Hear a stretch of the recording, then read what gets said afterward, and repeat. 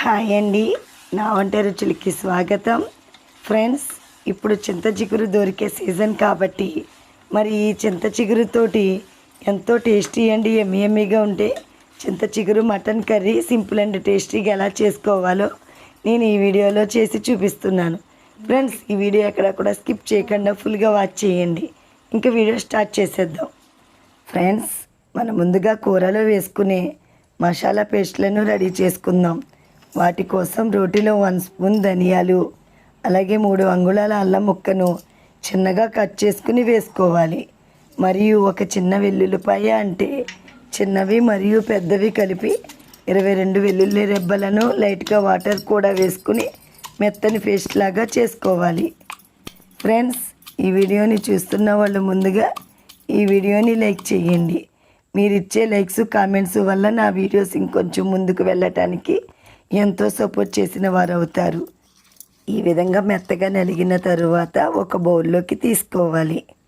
ఇంకొక పేస్ట్ కోసం ఇదే రోటిలో 1 స్పూన్ గసగసాలు, 12 లవంగాలు, 2 యాలకులు, అంగుళం దాచిన చెక్క ముక్కను వేసుకుని ముందుగా వాటర్ వేయకుండా నలుగగొట్టుకుని తరువాత అక్కడక్కడ లైట్గా వాటర్ వేసుకుంటూ మెత్తని పేస్ట్ లాగా చేసుకోవాలి.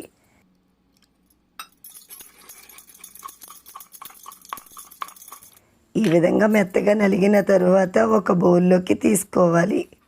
ఇలా 2 రకాల పేస్టులను రెడీ చేసుకుని ఉంచుకోవాలి. తరువాత స్టవ్ ఆన్ చేసుకుని ప్రెషర్ ప్యాన్ పెట్టుకోవాలి. ప్యాన్ కొద్దిగా వేడెక్కిన తరువాత ఒక చిన్న టీ గ్లాస్తో 2 గ్లాసులు గాను నూనెను వేసుకోవాలి. ఆయిల్ కొద్దిగా వేడెక్కిన తరువాత 4 పెద్ద ఉల్లిపాయలను చిన్న ముక్కలుగా కట్ చేసుకుని వేసుకోవాలి. ఈ ఉల్లిపాయ ముక్కలు త్వరగా వేగటానికి సరిపడా కళ్ళుప్పును కూడా వేసుకోవాలి. ఇప్పుడు వీటిని మీడియం ఫ్లేమ్లో బాగా వేగనివ్వాలి. ఈ ఉల్లిపాయ ముక్కలు కొద్దిగా వేగిన తరువాత అల్లం వెల్లుల్లి పేస్ట్ 2 స్పూన్స్ వేసుకుని పచ్చివాసన పోయే వరకు బాగా వేగనివ్వాలి.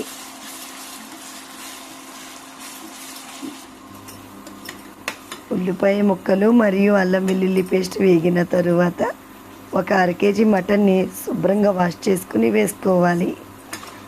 ఇప్పుడు దీనిలో 2 స్పూన్స్ కారం, ఒక చిన్న టీ స్పూన్తో 2 టీ స్పూన్ల పసుపు, కొద్దిగా ఉప్పుని వేసుకుని ఒకసారి అంతా బాగా కలుపుకోవాలి. ఫ్రెండ్స్, దీనికన్నా ముందు నాకు వేరొక ఛానల్ కూడా ఉంది. ఆ ఛానల్కి సంబంధించిన లింక్ డిస్క్రిప్షన్లో పెడతాను. ఆ ఛానల్లో కంటెంట్ కూడా మీకు నచ్చినట్లయితే సబ్స్క్రైబ్ చేసుకుని ప్రక్కనే ఉన్న బెల్ ఐకాన్ని యాక్టివేట్ చేసుకోండి. అప్పుడే నేను పెట్టిన వీడియోస్ అన్నీ మీకు నోటిఫికేషన్ రూపంలో వస్తాయి. ఈ విధంగా బాగా కలుపుకున్న తరువాత మూత పెట్టుకుని 4 నిమిషాలు మగ్గించుకోవాలి. 4 నిమిషాల తర్వాత మూత తీసుకుని ఒక గ్లాసు వాటర్ వేసుకుని మరొకసారి అంతా బాగా కలుపుకుని మూత పెట్టుకుని 6 విజిల్స్ వచ్చే వరకు ఉడికించుకోవాలి. ఫ్రెండ్స్, ఆవకాయ పచ్చడి, మాగాయ పచ్చడి పర్ఫెక్ట్ మెజర్మెంట్స్తో ఎలా పెట్టుకోవాలో నా వీడియోస్లో పెట్టి చూపించాను. వాటికి సంబంధించిన లింక్స్ కూడా డిస్క్రిప్షన్లో పెడతాను, తప్పకుండా వాచ్ చేయండి. ఈ మాంసం కూరలో వేసుకోవడానికి 150 గ్రాముల చింత చిగురుని శుభ్రంగా వాష్ చేసుకుని జాలలో వాడేసుకోవాలి. తరువాత వీడియోలో చూపించిన విధంగా కొద్ది కొద్దిగా తీసుకుంటూ 2 చేతులతో ఈ విధంగా రఫ్ చేసుకోవాలి. మొత్తం చింత చిగురుని రఫ్ చేసుకున్న తరువాత వీటిలో ఉన్న ఈసులు కాడలను తీసేసుకుని ఒక బౌల్లోకి తీసుకోవాలి.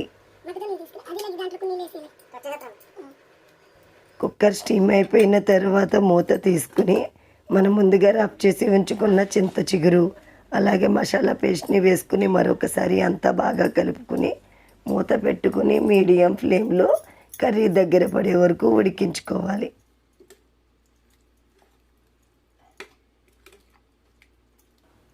రెండు పచ్చిమిరపకాయలను కూడా వీడియోలో చూపించిన విధంగా ఘాటు పెట్టుకుని వేసుకోవాలి.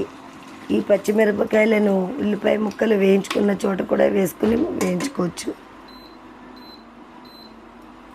కూర అడిగంటిపోకుండా మధ్యలో ఒక్కొక్కసారి మూత తీసుకుని ఈ విధంగా కలుపుకుంటూ ఉండాలి. ఈ స్టేజ్లోనే ఉప్పు కారం సరిపోయిందో లేదో చూసుకోవాలి. ఫ్రెండ్స్, ఇక్కడ నాకు ఉప్పు కారం తగ్గింది అనిపించింది కాబట్టి ఇంకో స్పూన్ కారం, ఇంకొంచెం కళ్ళుప్పుని వేసుకుని మరొకసారి అంతా బాగా కలుపుకోవాలి.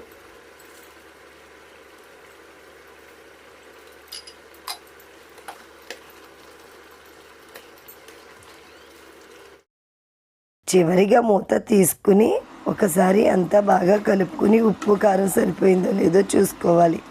ఫ్రెండ్స్, నేను వేసుకున్నవన్నీ కూడా పెర్ఫెక్ట్గా సరిపోయినాయి. టేస్ట్ కూడా చాలా బాగుంది. మరి ఆయిల్ ఈ విధంగా పైకి తేలి కర్రీ ఈ విధంగా దగ్గర పడిన తర్వాత స్టవ్ ఆఫ్ చేసుకోవాలి. అంతే ఫ్రెండ్స్, ఎంతో టేస్టీ అండి ఎమ్మీగా ఉండే చింత చిగురు మటన్ కర్రీ రెడీ. మరి మీరు కూడా ఇదే విధంగా ట్రై చేసి మరి మీకు ఎలా వచ్చిందో క్రింద ఇచ్చిన కామెంట్ సెక్షన్లో తెలపండి. మరి అయితే ఈ వీడియో మీకు నచ్చింది అనుకుంటున్నాను. నచ్చితే మీ ఫ్రెండ్స్కి మీ రిలేటివ్స్కి షేర్ చేయండి. మరి నా నెక్స్ట్ వీడియోలో కలుద్దాం. Okay, bye friends.